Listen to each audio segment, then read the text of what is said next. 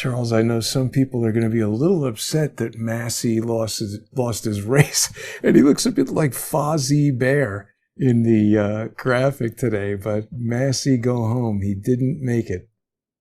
Yeah, excellent poster as always. But this Massie guy, I mean, in his concession speech, he was outrageous. Did you hear what he said? Something He about said couldn't he reach the said guy in Tel Aviv. he said it took a while to reach him because he was in Tel Aviv, and then he blamed his loss on the rural Jews of Kentucky. Wow. Now, I mean, I don't know Kentucky all that well, but I would guess the Jewish population in the state is concentrated in the cities and the larger towns, and not in rural Kentucky. I mean, right? It's a preposterous comment to make. I agree. The thing that really upset me about Massie is that he was hanging out with Ryan Matta, who is an incredibly hateful guy. I mean, listen, take all the stance you want on not wanting to give money to foreign countries and foreign aid to Israel and whatever. But Ryan Matta is straight out wearing Nazi, swastika necklace, hanging out. It's just like, how can that possibly be mainstream thought? It's very bad. Yeah. Well, and actually, people are pointing out, I think astutely, that the biggest race in Kentucky was not Massie. It was who was going to succeed Mitch McConnell, and Bitch's pick was just kicked in the ass out, whereas Trump's pick won. Now that's a very major development, particularly if, as I suspect, conservatives and Republicans actually increase their position, their hold in the House and the Senate. Mitch McConnell has been enthralled to the Chinese Communist Party through his wife for his entire political career. We haven't looked closely enough at how the Chinese Communist Party benefited from 1997 forward by a coalition of Democrats and Republicans in thrall to the prospect that they would get close, they would be rewarded once China ascends to the number one spot in geopolitics and economics, a fact that is never going to happen looking at the recent developments out of China. This is a big story that Bitch got his ass slapped. And with him out of the way, the rules of the Senate, I'm not in psych, I don't know the rules extremely well, but I know there are rules, and the rules greatly favor the majority leader of the Senate. That he or she has enormous power to keep appointments back from being considered for nomination, to stall legislation, to get pet things into bills, whether both in the majority and actually in the minority. There's an argument that Bitch is happiest in being the minority leader because then he can hold out votes that the Democrats need to get legislation passed in exchange for kickbacks. So I mean, this is a big story. Massie is a pesky flea. He's out there with Marjorie Taylor Greene, thinking that he's going to now wait a couple of years and come back in maybe as a Democrat in Kentucky, and that is just not going to happen. Well, he's saying he might run for president with. Candace Owens said she's going to run for president with him. I'm thinking of entering Wimbledon next year, and I have about as much chance of winning that as he does. Now, hang on one second, Charles, because I know you love numbers and statistics and things like that. So I'm just looking here, and it says that the voter information, there's 3,365,000 registered voters in Kentucky. And it looks like 863,951 votes were cast. And separately, when I ask Google AI how many Jewish people live in Kentucky, it says Kentucky has a total Jewish population of approximately 18,000 to 18,300, which seems pretty specific. But what percentage is that of even presuming every single Jew in Kentucky went out and voted last night out of 863,000? Does that even move the needle? No. And again, you were you acting? Did you ask how many voting age people? It just said Jews. They're half of them that making includes bagels. children. It Right. includes the children. So I mean, it's a preposterous comment. And look, we inside, and I've left the United States. I live in a Muslim country. Not that Very many Jews happily. there. No, I'm just saying, very happy, very peacefully, treated very well. Admittedly, Penang has heavy Chinese influence, and it has been a diverse place for centuries. But the situation in New York City that I remember as I was leaving and that you're experiencing is filled with hateful, anti-Semitic protests where Jewish students are being hounded out of classrooms at NYU and Columbia and other places inside New York City and the state. These pro-Palestinian rallies are fueled by a communist Chinese nutcase American billionaire who's fled to China. And also now George Soros's Open Society Foundations have announced a $300 million funding effort to, quote, protect democracy in the 250th year of America's founding. And that money is likely going to go to Norm Eisen and to Antifa protests. So in a climate where anti-Semitic partisans are being financed and incited to violence, this nutcase in a state that has very few Jews is blaming his loss on Jewish voters. It's ridiculous. Absolutely ridiculous. And I think it inflames. And maybe if he spent less time stooping or whatever he likes to do, his various mistresses, his boner phone, and got off the boner phone, maybe he'd be able to read up on issues that matter, particularly on foreign policy. Evidently, I question whether this guy's even actually studied world history. I mean, I'm sorry, the guy's a buffoon. Yeah. Well, he's gone now.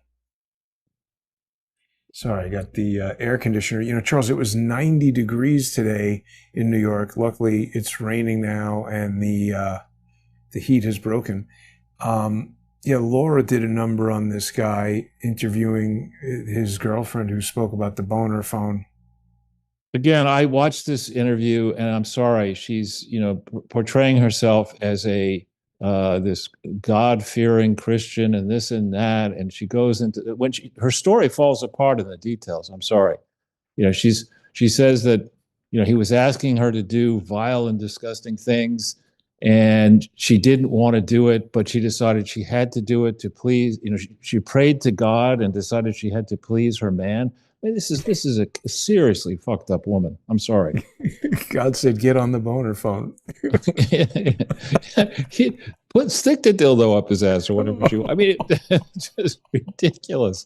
And meanwhile, the senator from the hand job movie theater. I mean, the congressman from the hand job movie theater. He's banging her. It's like, what the hell is going on in Congress? Is this like high school, or are you guys there to actually do something?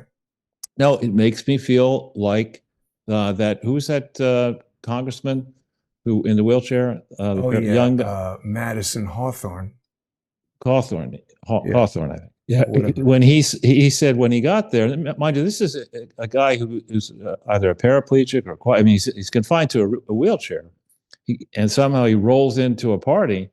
Literally rolls into the party, and it's like, you name, what do you want? You want a girl, you want a boy, you want two, you want a donkey, you want to pretend you're, an ice cream cone or whatever. I mean, it's just, and he said it was just, unbelievable debauchery, which I believe, having spent time. I mean, I've never been to a party like that anywhere, but, the climate in Washington, D.C., when you go there as somebody who could make contributions or could be in search of favors, it's nonstop parties. Yeah. And dining out, expensive restaurants, lobbyists for the big corporations, the big interests are themselves pay lots of money. And all of these most of the congressmen and senators can't really afford to maintain a residence in and around Washington, D.C. and a residence in their home district, and they have to have one in their home district, a fact that Eric Swalwell seems to have forgotten. But So they're easily corrupted, Yeah. and unfortunately, that's a fact. Meanwhile, Eisen and others a coordinated campaign to land on this $1.8 billion fund and say that this is bold corruption. It's just like the Ukraine war. They're leaving out the fact that from 2015 onwards, when Trump announced onwards, organs in the Democratic Party and under the Biden administration, the entire Biden administration trained the resources of the federal government, coordinated those resources with states and localities to hound the Trump family, to debank the Trump family, to make it virtually impossible for the Trump family to find legal representation in the many spurious lawsuits that were launched, I would argue, in a coordinated fashion to hobble Trump, and more than that, to try to decimate the MAGA movement. All of this happened, and Trump went out with his own money, and many supporters didn't have the money. So what did they do? They signed plea agreements um, limiting their downside, and accepted. They didn't stand up and fight the way you would hope people might. And now people like Hakeem, the slimy lizard Jeffries, and Eric Swalwell and Sheldon, I'm a lily white Yaley, and I need to be in these all white exclusive clubs, but I'm a progressive. We're all dancing on the grave of this fund, thinking that they're going to stop it from actually going forward. Well, If anything, I think the amount. How do you compensate the various J6 people who were falsely imprisoned in yeah. Washington D.C. Jails, put in horrible conditions, inhumane conditions in these jails, some of whom took their own lives? What Yeah. compensation would you offer them? Right. The You whole know, families, right? And there's a guy who lost his eye, even people who got off comparatively easy compared to death and dismemberment, can't get jobs, lost years of their lives. right? Probably the guy, I've become, I would say, personally acquainted with a few people from January 6th. And Adam Johnson, for one, he just put out a thing today where he was explaining, he's a pretty, humorous guy, and he makes light of it most of the time. But maybe for the first time, or the first time that I saw, he was going into some of the details of what happened to him in terms of, he's got young kids, and at school, right, the teachers were, telling them that her father is a terrorist and stuff like that.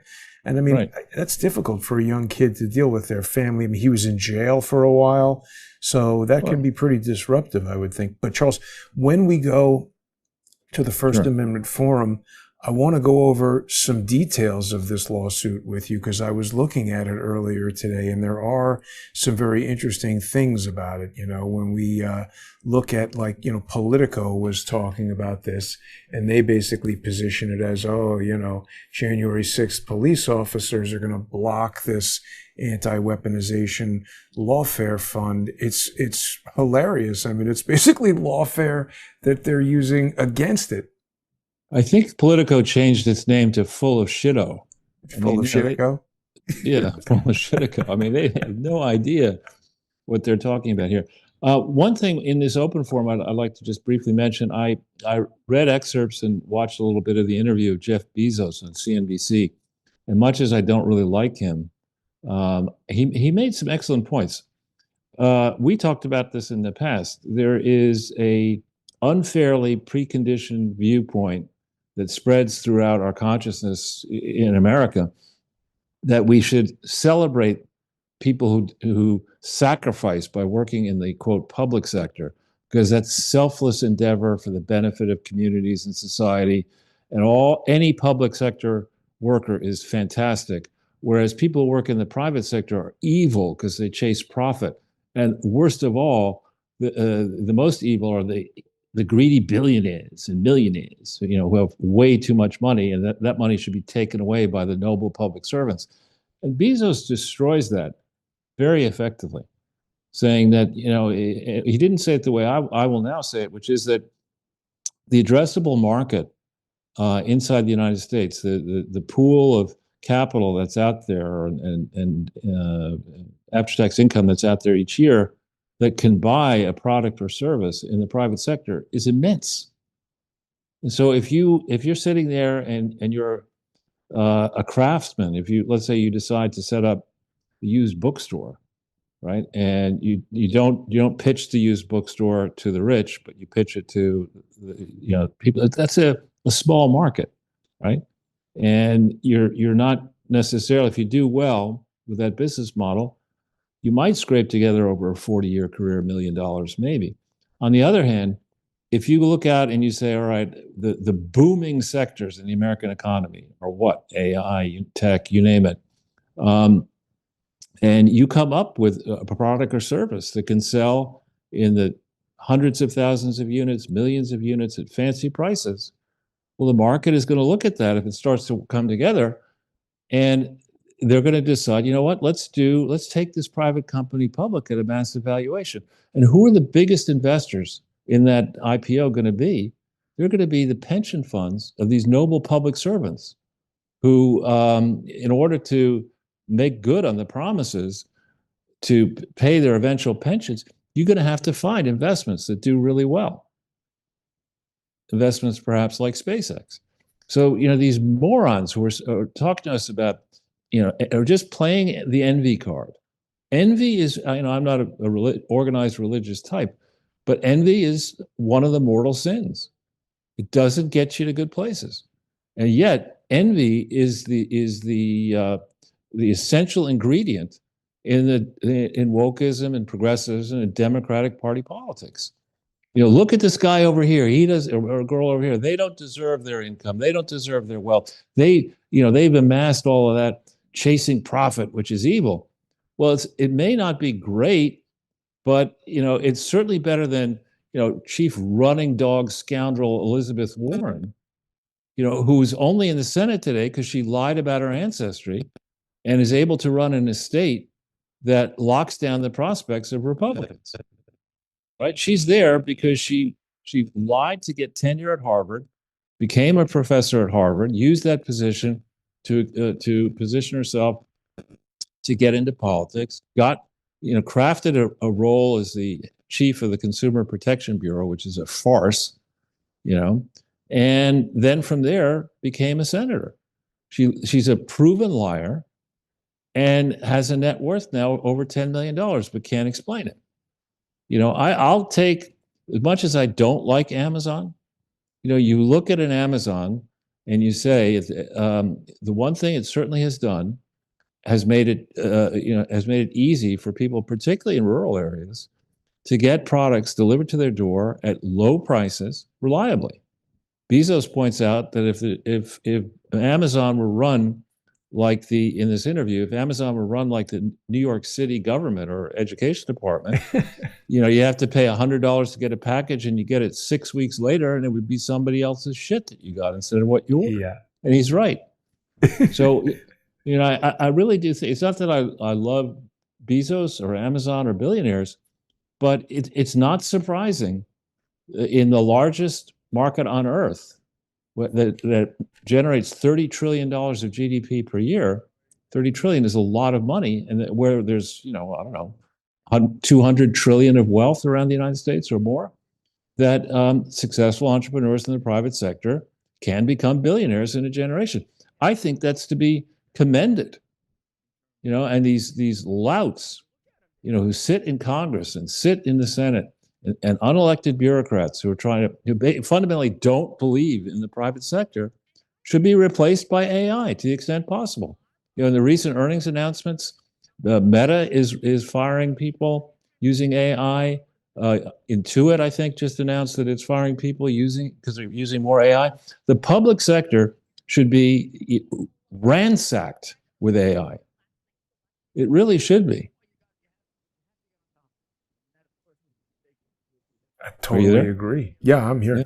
I think they should, they had some video of a robot, doing something with packages on Amazon. They had like a kid versus a robot, and it was like live streaming for 24 hours, and the kid had to stop to eat pizza, and the robot kept going. And I think eventually the kid did a few more packages than the robot, but the kid was like wiped out. One of my not so fond memories on the way out the door of New York City is as I would walk, from where I lived in Greenwich Village, typically up 6th or up 7th Avenue, I would encounter places near, for example, your building, where Amazon workers park a truck, throw the packages on the ground, sit there smoking weed, listening to music, and assembling carts that they then walk down the street to various apartment buildings. I don't know how much of that work could be replaced by, the sorting packages might Definitely be eventually. Not the weed. Robots don't smoke weed. Yet, if I come up with ways to do that. But, again, the core argument that the public sector is noble and is the highest and best use of our rising ute out of the indoctrination camps, which are called universities, is to go into either nonprofits or into government service. I think that's rubbish. Charles, did you see this Michael Jackson robot that tripped? It's still pretty good. The fact that it could come out there at all, I was pretty impressed, but it just like fell on its face and it was sort of dead. I guess that's in honor of the Michael Jackson movie that's out now. Well, the other thing was interesting, and people understand I'm not a fan of GE, even the slimmed down restructured GE, but they just are touting, GE Aerospace is touting that using AI, they were able to get a very good design of a hypersonic rocket in seconds, something that would have taken years of effort beforehand. I think that's a good thing. In my own case, trying to organize a massive amount of information that I will get out there concerning the ongoing Clinton and other charity frauds.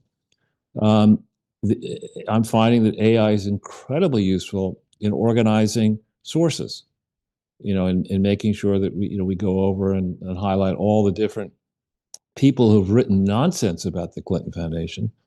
They're, just focusing on supposedly established authoritative sources like the New York Times and Washington Post have written endless articles, failing to notice that Bill Hillary and Chelsea Clinton Foundation doesn't actually exist lawfully. But there's, tens of thousands, if not hundreds of thousands of pages written about either touting the supposed accomplishments or questioning portions of the Clinton record that are, questionable, but not the heart of the problem. So, AI is interesting, and moving forward rapidly. And I hope it'll revolutionize and slim down the public sector. Yeah.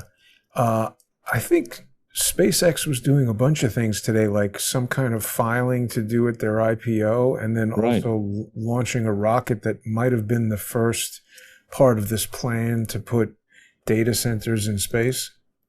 Yeah, and OpenAI or Anthropic, I think, is going public as well. Well, I think Anthropic is paying $1 billion a week or something to XAI. I think they're all trying to go public. It's really quite astounding. They made a deal with XAI. Elon Musk has built this new Colossus 2 supercomputer cluster that's, a data center.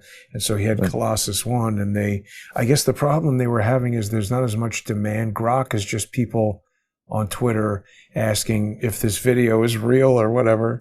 And it's not really getting the kind of heavy use, I guess, that they anticipated. So he made some kind of deal with Anthropic, and now they're using the XAI computer cluster. The other thing is XAI made a deal with a company called Cursor.